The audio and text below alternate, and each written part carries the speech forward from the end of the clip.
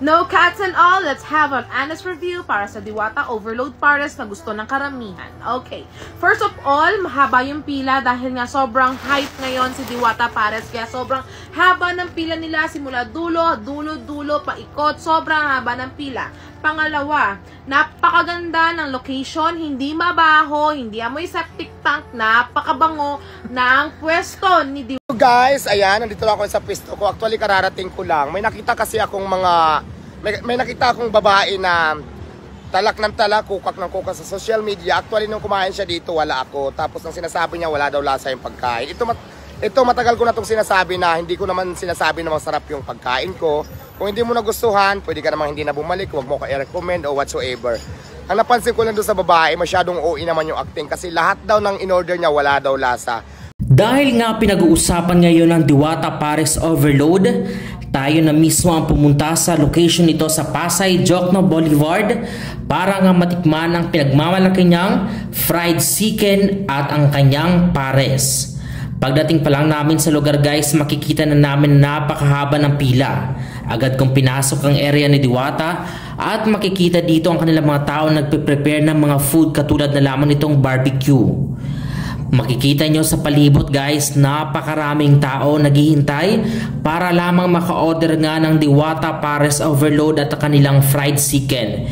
By the way guys, meron pa silang ibang menu na ino-offer katulad na lamang ng barbecue at meron na rin silang chicken inasal.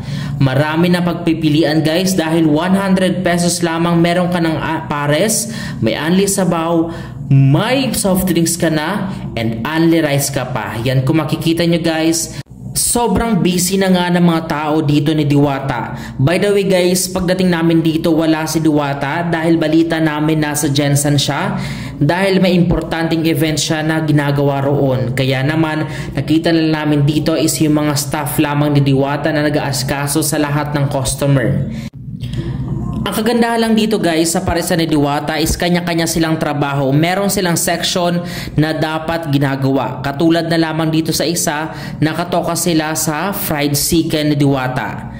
Meron naman dito guys, yung mga tropa. Kagandahan dito guys kasi malinis talaga yung lugar. Hindi siya katulad ng ibang kumakalat sa social media na madumi, amoy septic tank.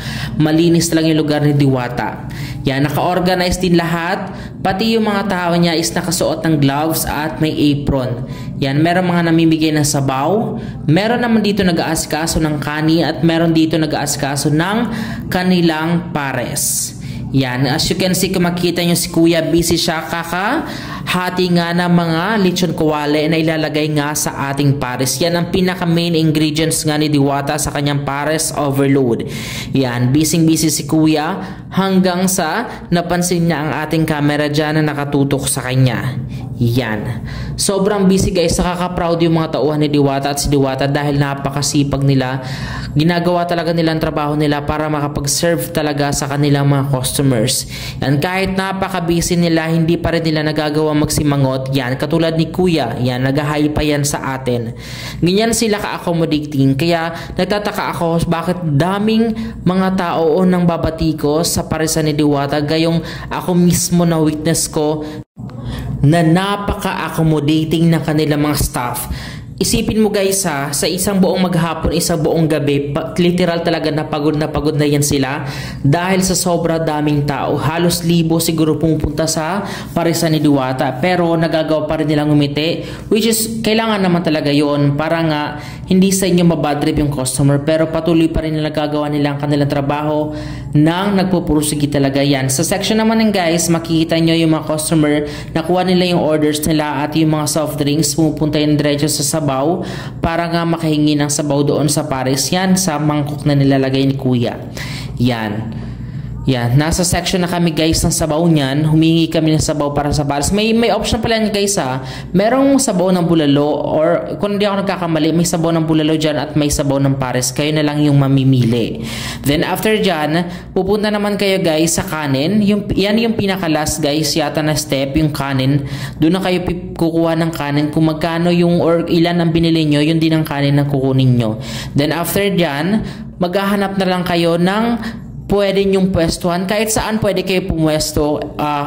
Libutin lang guys. Kasi sa time na yan, nung kakain na kami, wala talaga kami mahanapan ng pwesto kasi napakasikip na and sobrang daming tao. Pero naggawa talaga kami ng paraan guys para makahanap kami ng pwesto dahil sobrang punuan nga. Naganap kami ng mga pwesto namin, makain lang namin yung pares na in-order namin. Kahit nakatayo, okay lang. So by the way guys, di ba nakita natin sa social media halos yung iba naghihintay ng mga 2 oras, 3 oras. Pero this time guys na pumila kami, halos nasa 30 minutes lang yata ang hinintay namin. At naka-order na nga kami ng Pares Overload. By the way guys, pumila pa nga kami doon sa fried chicken na pinagmamalaki ni Diwata para matry sana namin yun.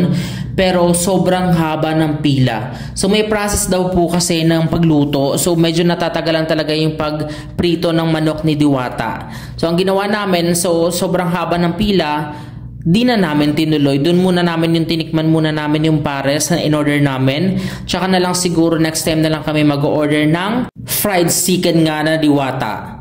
Pero sa totoo lang guys napaka worth it na ng halagang 100 pesos para sa order nyo na overload. May only rice na siya, free soft drinks, free sabaw. So 100 pesos guys para sa mga pangmasang pagkain, pwedeng-pwede na ho yun. So marami naman kasi nakikita sa comment section, nagrereklamo sila na hindi worth it yung pagkain ni Diwata. Para sa akin naman kasi guys, worth it na yun kasi yung paninda kasi ni Diwata is pang masa talaga siya. So meron naman guys, may mga option naman kayo kung natatabangan kayo sa pares na Diwata. Meron naman mga option guys. Mayroon naman silang binibigay ng mga condiments para magpadagdag nga ng lasa sa inyong pares. Nakadepende na yan sa inyo. Pwede nyo templahan yan kung nakukulangan nga kayo sa lasa. Pero para sa akin talaga at sa mga kasama ko, worth it na worth it yung pagkain nga ni Diwata. Yan, kung makikita nyo guys, itong pagkain na to, yan, naka-order na kami yan. Sobrang daming laman guys, puno-puno siya. By the way guys, dyan, humingi pa nga ako ng sabaw kasi masarap talaga yung sabaw ni Diwata.